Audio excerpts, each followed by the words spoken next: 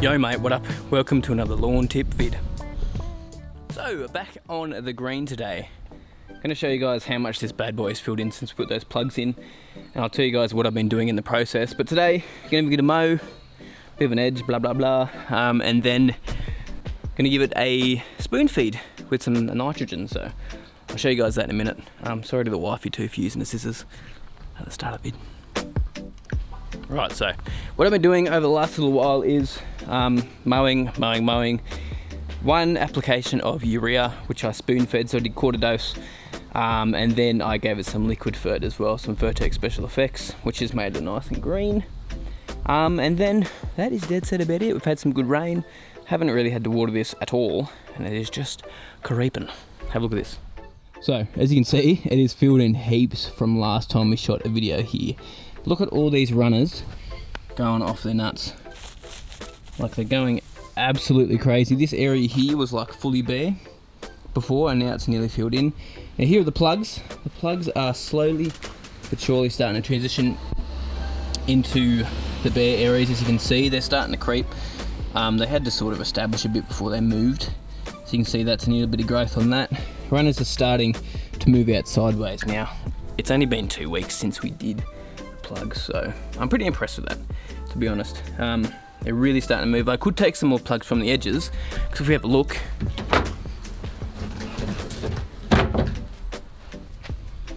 the plugs have actually started to fill in, like as in where the plugs were, quite a lot more than the plugs here, just because, you know, it was established grass moving into those areas, whereas those got stressed out when they got transplanted. So they're actually starting to fill in.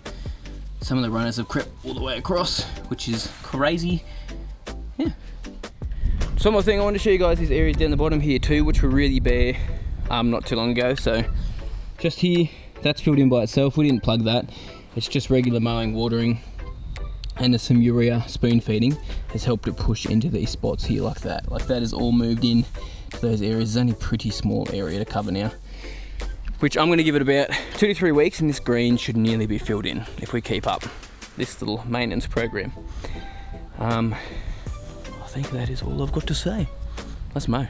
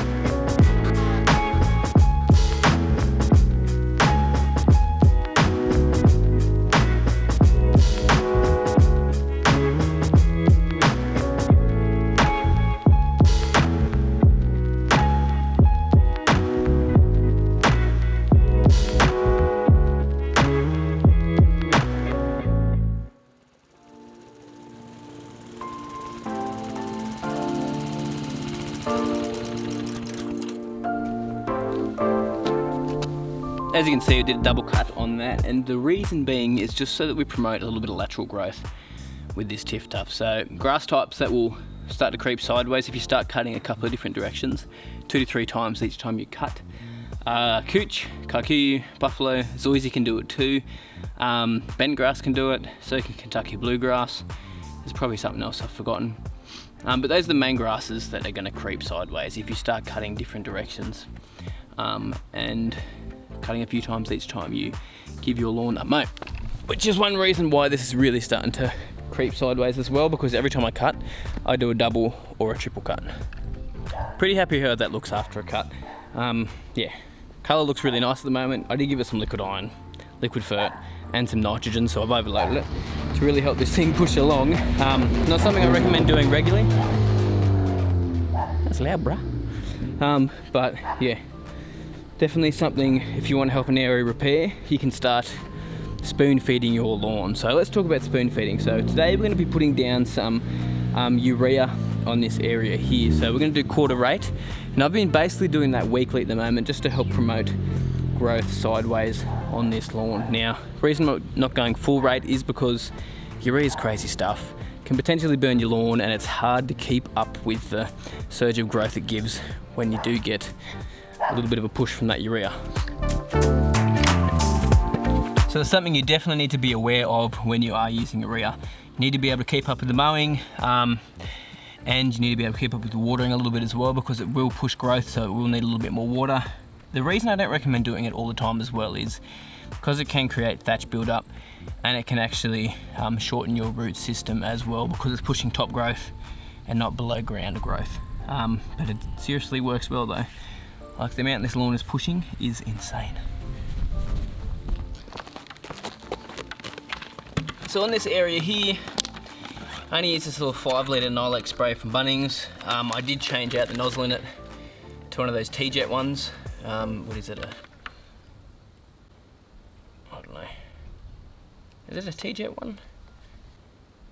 Anyway, red T-Jet one is what I normally get, flat fan nozzle. And then I just use some urea from Bunnings. Now 100 grams is what we're going to use today, which I've already measured some out and put it in here beforehand, so we're not going to measure it up. I'm pretty sure it's 100 grams anyway, if not, oops. I'll double check that in a minute and put it on the screen if it's not 100 grams. Yeah, just put it down. So what I like to do is I dilute it in water. You could put it out as granular form with a little spreader and put it across the area, but then you'd have to water it in afterwards. I like dissolving it into a little spray like this, just so I don't have to water it in afterwards. More of a foliar application. Sometimes I like to add a little bit of kelp with it, Seaweed Secrets, or some of the Fertilizer as well, just to help promote a little bit of root growth. But today we're just going to go the straight urea because I put some kelp on this yesterday in the rain. Yeah, I did too.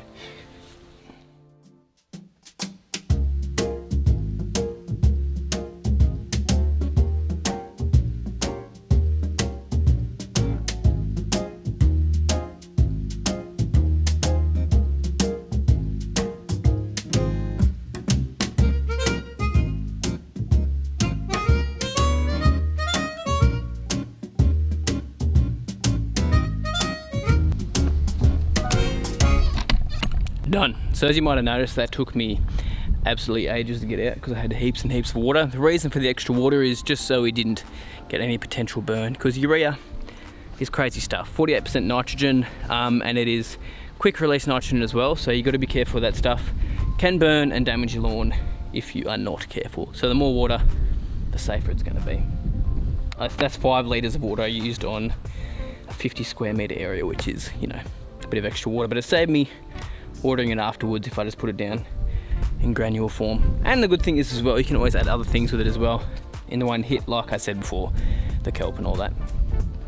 Right, well, thanks guys so much for watching. Really appreciate it. I'm going to try to keep regular updates on this green happening so you can see how quickly it's starting to fill in. So every week I'm going to try and shoot a video here, maybe every 2 weeks, but you know, it won't be long, I don't think, anyway.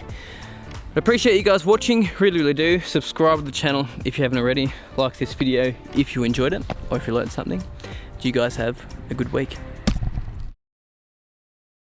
So if you stuck around, you'll get to see the sad mess that is my rye at the moment. So at the moment, the rye got hit by some fungus, as you can see. Bam. I've knocked it down, the fungus now. I had some pythium, which is not ideal, and a little bit of leaf spot as well. A little bit of everything, because we had lots and lots and lots of rain, and the yard didn't dry out for a couple of days. It was just like a fungus environment. So as you can see, death everywhere. I think in a couple of weeks ago's video, actually, when I was shooting a video on the green, I was showing you guys was looking a little bit yellow here. Yeah, that was when I had leaf spot, and then I knocked that down with some Iprodine. No, not Iprodine, sorry, some Heritage Max, which is azoxystrobin.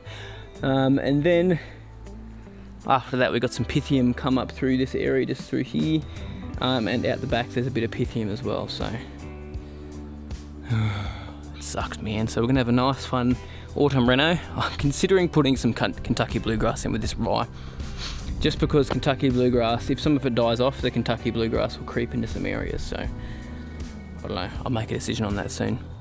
Anyway, sleaze.